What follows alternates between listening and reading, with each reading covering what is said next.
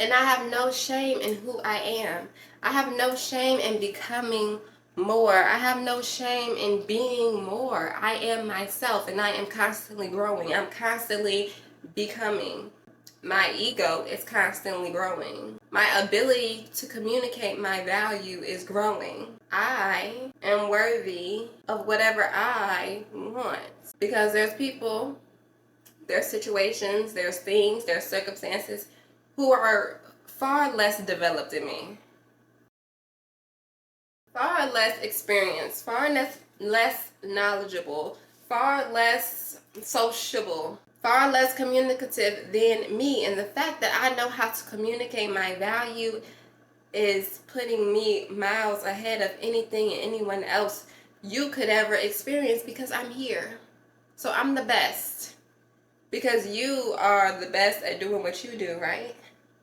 And you picked me, and I'm here, so therefore respect you have to respect my expertise. You have to respect my personality and the value that I bring. If you don't, then our situations and our relationship and our personalities don't align, and that's okay, because I'm not rushing into detriment. I'm not rushing to get something that is not that does not see and perceive my value.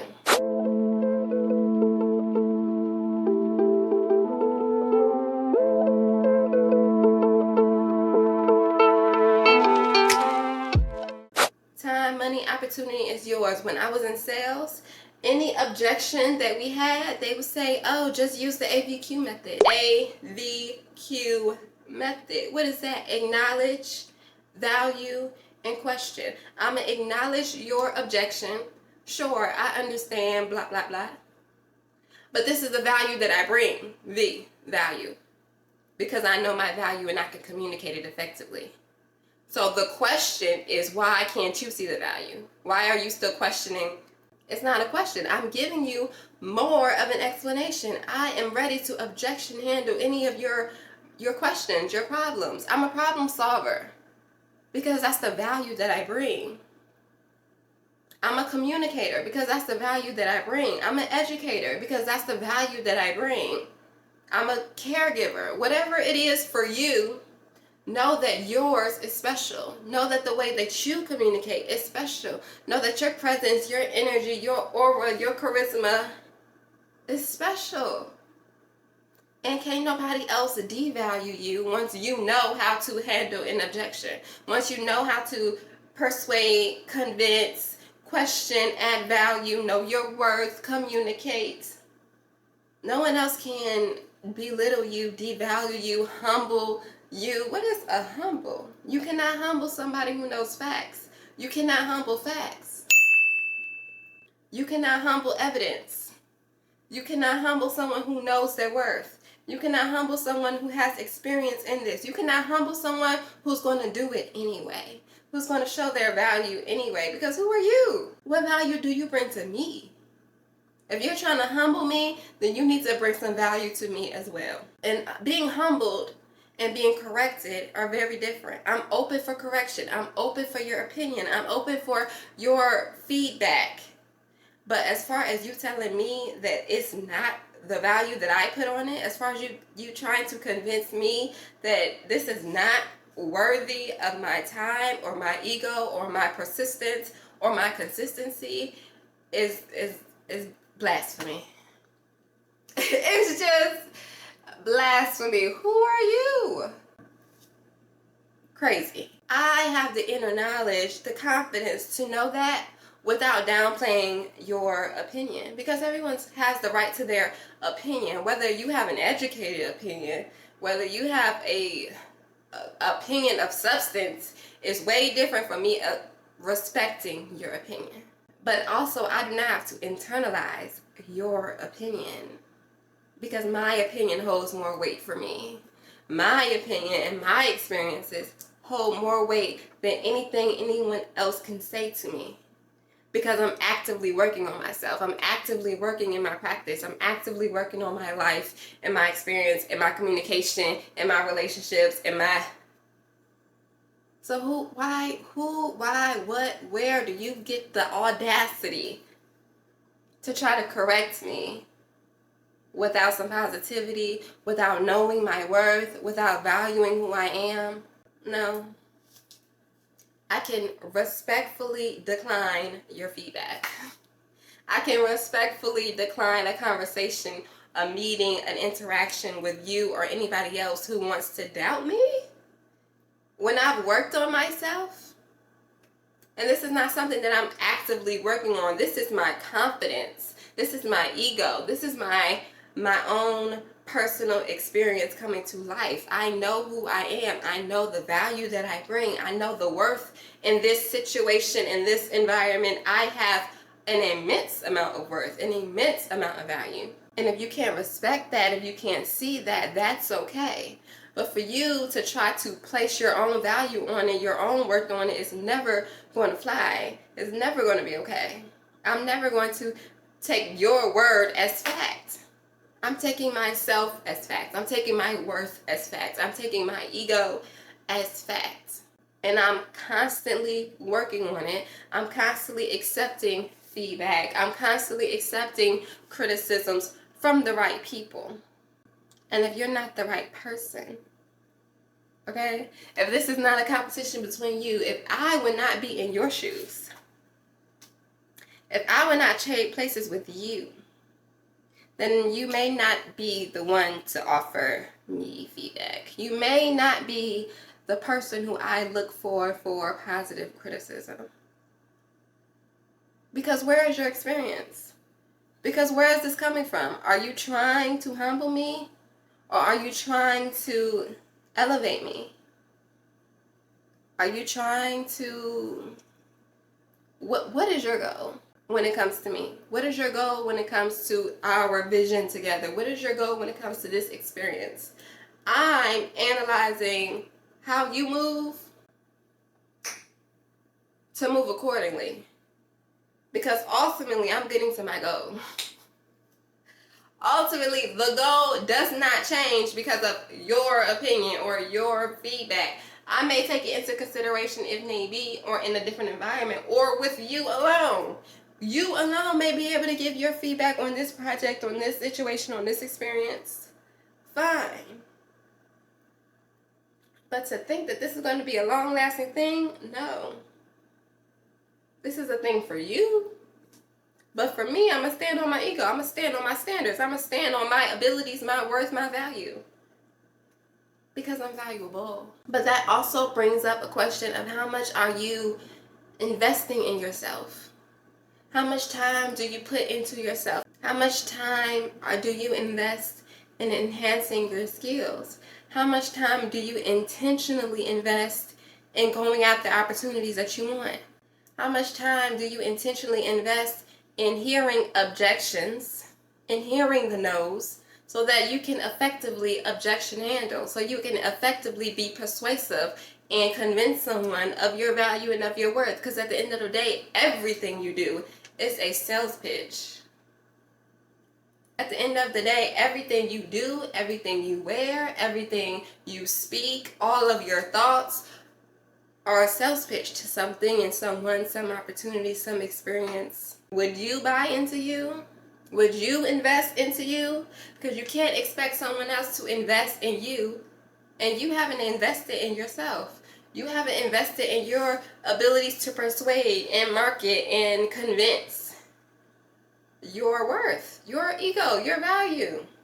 Yes, you're valuable, you're educated, you're experienced, you're loved, you're liked. But do you know how to communicate that effectively? Do you know how to persuade people to invest the same amount of time and effort into you?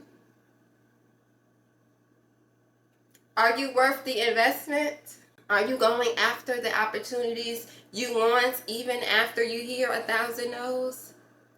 Are you objection handling effectively?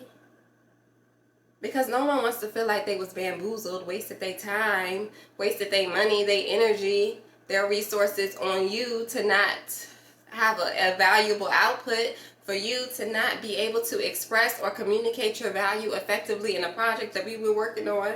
And to know your value, to communicate your value, you have to be able to communicate what the end goal, end result is.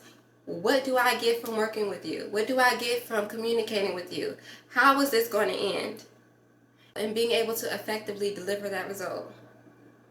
You need to know what your value is. What end result do you deliver? How do you deliver it? What are the steps? How long is it going to take? What can they expect? What do you need? How can they help you? Who is going to be helping you? Is this something that someone else needs to help you with? Or is it something that you have to invest in first? Because once people see your investment, then they want to help. Once people see your working and your work ethic, then they will want to help. Then you will naturally attract the help that you need. But if you haven't started, if you're asking somebody how to start social media, but you haven't never did it. If you're asking somebody how to get a specific job, but you've never done it. If you're asking somebody how to acquire a specific amount of money in this industry and you haven't even studied the industry for yourself, you haven't started. You don't even have a specific question. You just want to know the sauce. And you can't duplicate no one else's sauce. You can't duplicate no one else's experience, abilities, knowledge, growth base. You can't duplicate that. You have to start where you are. And in that specific place, have specific questions for the ones above you or the ones that you want to be like. There's nothing worse than asking for a mentor in drop shipping and you haven't even studied drop shipping yet. You don't even know what a drop shipping is. There's so many free resources. There's so many free communications, communities, advances where you can get the information yourself. You can start yourself. You invest in yourself first. And others will follow. Because you're good at what you do. Because you bring a specific detail that is missing. Because you know who you are. Because you know your worth. Because you can communicate effectively the value. The reciprocity is there. And you don't have to convince anyone of it. They can see it because you've put in the work. They can see it because you've communicated it. You've pointed it out to them effectively. And now they can identify it because you've put in the work. When you get a sales job, when you get a marketing job, they ask you, what campaigns have you worked on? What was your sales percentage to go? How did you get this? How do you effectively handle that? How do you prioritize? What's your calendar look like? What do your schedule look like? How organized are you? Because they want to know your history, your background, and they want to know that you're able to communicate it effectively. Because the better you can communicate your self-worth, the better, easier, and less strenuous and less no's you're going to get to whoever you're communicating to. If I'm selling a product to a customer, I'm not telling them the aesthetics of it. I'm telling them the functions of it. I'm telling them how it's going to help them, what their end result is going to be. I'm telling them the benefits, not the features. Yes, you're pretty. Yes, you're educated. Yes, you're smart. Yes, you're worthy. Yes, you can dance, sing, do all the things. But are you camera shy? Are you scared to talk to people? Are you afraid to express yourself? Do you have a personality? Are you a bot? Is this AI? What is going on? Or is that your expertise? Do you know how to communicate that, yes, I have this robotic personality, this robotic voice. I know how to effectively communicate this. I know how to use AI to my advantage. It's about communication. It's about knowing your worth, your ego, having an ego about it, and being able to communicate that effectively so that people recognize it and can use it accordingly. Can you use my personality? Can you see the glow in this? And if not, then maybe I'm going to go back and work on something. If not, then I have an objection handling for you and I need your feedback. If not, then tell me what exactly you're looking for. How can I be of service to you? What value can I bring to you? And that if that aligns with me, then I'm immediately going into that sales pitch. Because I'm confident. Because I can switch lanes. Because I know what I'm good at. And if you're just looking for a pretty face, if you're just looking for a certain personality, if you're just looking for someone to get the crowd going, hello, then I know how to effectively communicate my value and how I can add to that experience. And if not, then I can effectively and respectfully dismiss myself because I don't have any value to bring to you, and you don't have any value to bring to me in this situation. But hold up, let's keep the relationship going because I do see value in this experience. I see value in you, and maybe I can use you for something. Maybe this project isn't right for us. Maybe this relationship isn't right for us. But I do need ... Can you help me with that? I do need this. Can you assist with that? Knowing your worth, knowing your value also lets you know what you need, what you lack, who you need on your team. You can't do everything by yourself. You shouldn't want to do everything by yourself. This is about time management and priorities. My time goes to myself, goes to my family, goes to what I'm building. So if you can help me conserve my time, thank you. I need that. If I can help you conserve your time, you're welcome. I know you needed that. I see the value in you. I see the value in you being with your family. I see the value in you spending more time in your business. I see the value in you spending more time at work and earning money. So let me offer you my services, and this is how much it's worth, and this is what my ethics are, and this is how I sales pitch immediately.